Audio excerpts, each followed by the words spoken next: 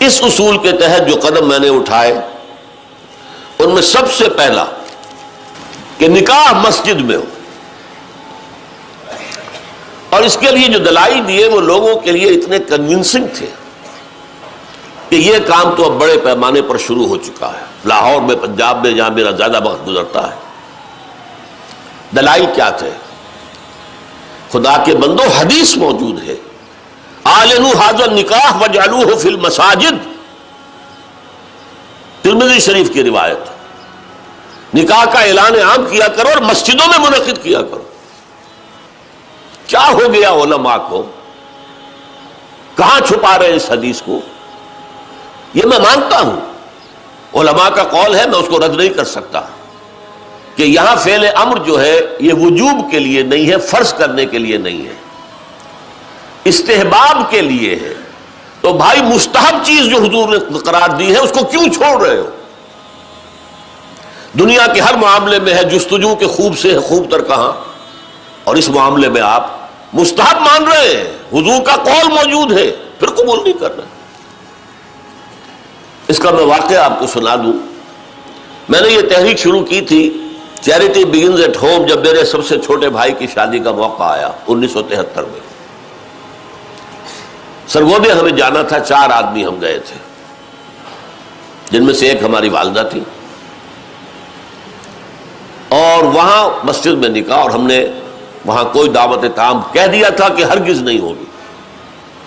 ہم لاہور سے آ رہے ہیں، آپ کے گھر میں بیٹھ کے مہمان ہوئے، کھانا کھا لیں، کوئی وہاں دعوت عمومی نہیں ہوگی، نکاح مسجد میں ہوگا۔ اس کا اعلان ہوا تو بڑی تعداد میں لوگ آ گئے ایک مسجد میں، وہاں تقریر میں نے کی، لیکن پھر وہاں بھی ایک، جیسے ہمارے ہاں یہاں کراچی میں مولانا مفتی محمد شفیع رحمۃ اللہ علیہ تھے، وہاں بھی ایک مفتی محمد شفیع صاحب تھے، ان کا انتقال ہو گیا تھا، ان کے 2 بیٹے مفتیان شہر کہلاتے تھے، وہ بھی موجود تھے، میں نے نکاح ان سے پڑھوایا۔ لیکن ان میں سے جو بڑے بھائی تھے انہوں نے کہا ڈاکٹر صاحب اس کام کی ہمت صرف آپ میں تھی، ہم نہیں کر سکتے یہ ہمت۔ وجہ کیا ہے؟ مولوی کا سٹیٹس کیا ہے ہمارے یہاں؟ دیہات میں تو کمی کاری، جیسے ہاری ویسا مولوی، فصل پہ کوئی دانے دے دیں گے، اللہ اللہ خیر صلی اللہ، باقی روز کی روٹی کہیں مانگے جائے گھر گھر اور کھائے۔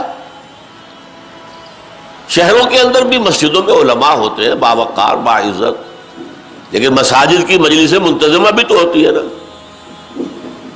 کیسے کہیں گے یہاں آؤ، میں نہیں آؤں گا تمہارے یہاں نکاح پڑھانے کے لیے؟ کیسے کہیں گے؟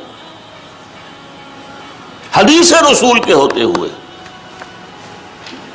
بہرحال اس پر لوگوں کو شرم بھی آئی، احساس کیا انہوں نے کہ واقعتاً بات صحیح ہے۔ پھر میں نے غیرت کو چیلنج کیا۔ دیکھو عیسائیوں میں اب تک یہ رسم موجود ہے، انہوں نے اپنے چرچ اور پادری کی یہ عزت برقرار رکھی ہے کہ شہزادی کی شادی ہو یا شہزادے کی ہو چرچ میں ہوگی۔ کوئی پادری ان کا بغل میں کتاب دبا کر بیٹھا ہوا انتظار نہیں کرے گا کہ عصر کا وقت تھا نکاح کا، بیٹھے مولوی صاحب ابھی بارات نہیں آئی، بیٹھے بیٹھے سوکھ رہے ہیں۔ وہ پہلے 30 40 50 روپے مل جاتے تھے، اب 300 400 500 مل جائیں گے، اور کیا ہوگا؟ اور وہاں کیا ہوتا ہے؟ شہزادہ یا شہزادی چرچ میں آؤ، پادری کے سامنے کھڑے ہو کر ایجاب و قبول کرو۔ بہرحال چرچ کی یہ حیثیت آج تک ہے، ہمارے یہاں نہیں، ختم۔ مولوی کا نہ مقام اور نہ اس کی حیثیت۔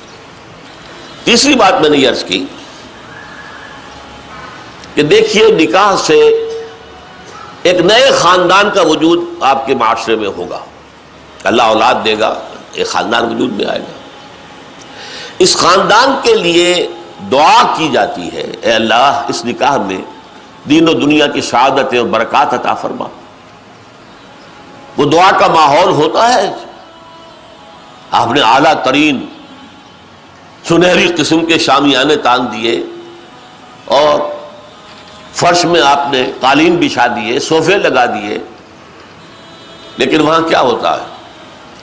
سگریٹیں پی جا رہی ہے، دھواں ہے، کہہ لگ رہے ہیں، غیبتیں ہو رہی ہیں، پھر یہ کہ کوئی بھانڈ آ گئے تو فحش گوئی ہو رہی ہے، اور ایک کونے میں بیٹھا ہوا بیچارہ مولوی کچھ من من من من من من کر کے پڑھتا ہے، جیسے کہ صرف دولہا کو سنا رہا ہے کچھ، اور پھر کہتے دعا مانگ لے. تو دعا کیا خاک مانگ لے؟ دعا کا ماحول ہوتا ہے، کوئی اللہ کی طرف توجہ ہو، کوئی رجوع ہو تو دعا مانگی جاتی ہے. لہذا اس دعا کا ماحول بھی جو مسجد میں ہے وہ اور کہیں نہیں.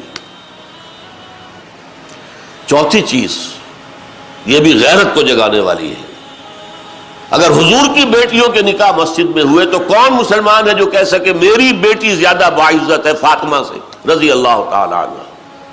میری بیٹی کا نکاح مسجد میں کیسے ہو؟ آخری چیز، اور یہ اصل میں اس ازدواجی رسم کے ضمن میں جو اہم فلسفہ ہے وہ میں بعد میں بیان کروں گا. کس قدر بچت ہو گئی. لڑکی والے کے ہاں آپ جائیں گے، وہ شامیانے لگائے گا، وہ قالین منگائے گا، وہ کرسیاں منگائے گا، وہ صوفے لگائے گا، رات ہے تو قمقمے لگائے گا، بجلی. کتنا خرچہ ہوا. مسجد میں بھی بھائی قالین بھی بچھے ہوئے ہیں، مسجد کے اندر کشادگی ہے، مسجد میں اوپر پنکھے بھی لگے ہوئے ہیں، مسجد میں کرو نکاح اور تمہارا کتنا پیسہ اس میں بچ گیا اس کا تصور کرو. بہرحال یہ تمام دلائل ایسے تھے کہ جس کی بنا پر پہلی بات تو لوگوں نے بڑی آسانی سے مان لی. دوسری بات یہ تھی، لڑکی والوں کی طرف سے نکاح کے موقع پر کوئی دعوت نہیں، قطعاً ثابت نہیں. شادی کی دعوت صرف ایک ہے اور وہ ولیمہ ہے، صرف ایک.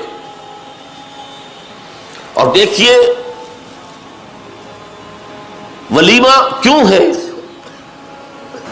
لڑکا جو ولیمہ دیتا ہے اس لیے کہ اس کا گھر آباد ہوا ہے، اس کے ہاں اصل خوشی ہے. لڑکی والوں کے ہاں خوشی نہیں ہوتی. زیادہ سے زیادہ آپ کہہ سکتے ہیں سائی آف ریلیف، کہ ایک ذمہ داری کا بوجھ تھا آج وہ اتر گئی، اللہ کا شکر ہے. بس خوشی ہو سکتی ہے، گھر سے بچی نکل رہی ہے. کوئی جانور بھی 6-7 سال آپ کے ہاں رہ جائے تو آپ کو اس سے کتنا انس ہو جاتا ہے. قربانی کا جانور آپ چند دن پہلے لے آئیں اور بچے جو ہے مانوس ہو جائیں تو بچے پچھاڑے کھاتے ہیں کہ کیسے ذبح کر رہے ہو. اور وہ لختے جگر نور چشم آج گھر سے نکل گئی. ماؤں کو غشی کے دورے پڑ رہے ہیں، بہن بھائی رو رہے ہیں، دلہن رو رہی ہے، باپوں کی آنکھیں بھی نم ہو جاتی ہیں. خوشی کا موقع نہیں ہے ان کے یہاں. اور پھر دیکھیے تماشا، نکاح کے موقع پر چھوارے کون لائے گا؟ لڑکے والے. اور مرغ پلاؤ کس سے کھائیں گے؟ لڑکی والوں سے. تو ذرا عقل کے ناخن لو، جو تمہیں مرغ پلاؤ اور متنجن کھلا سکتا ہے وہ چھوارے نہیں بانٹ سکتا تھا؟ یہ کیا ہے؟ یہ وہی ہے ہندوانہ پس منظر اور ہمارا اسلامی پس منظر، دونوں یہاں گڑبڑ ہو گئے. لہذا نکاح کے موقع پر چھوارے لاتا ہے لڑکے والا اور پھر دعوت کھاتے ہیں لڑکی والوں سے. انتہائی نامعقول بات. میں نے عرض کیا نا کہ خوشی ہے، دعوت ایک ہے ولیمہ. اس کے لیے حضور نے اتنی تاکید فرمائی، اولمو، یہ احادیث ہے، اولمو ولو بشاۃ، ولیمہ ضرور کرو چاہے ایک ہی بکری ہو تمہارے پاس. اور یہ عرب میں مفلس ہونے کی سب سے بڑی علامت تھی. وہاں تو بھیڑیں اور بکریاں پالتے تھے، ریوڑ ہوتے تھے. ایک ہی بکری ہے تو وہی ذبح کرو، گوشت پکاؤ، کھلاؤ. یہاں تک دعوت، اذا دعی احدکم للولیمۃ فلیاتھا، جب تم میں سے کسی کو ولیمے کی دعوت دی جائے ضرور جائے. اس سے آگے دیکھیے، اور اس میں توازن جو ہے ہماری دین میں اور حضور کے فرمودات میں، اس کا ایک نقشہ سامنے آتا ہے. بئس الطعام طعام الولیمہ، ولیمے کا کھانا برا کھانا ہے. کیوں؟ اس میں غریبوں کو نہیں بلایا جاتا.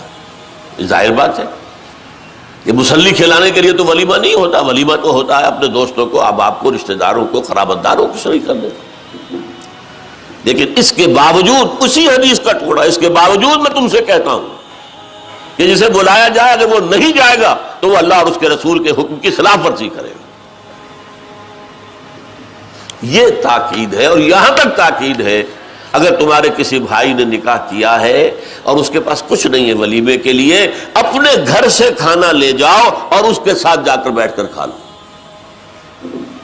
سیلیبریٹ کرو.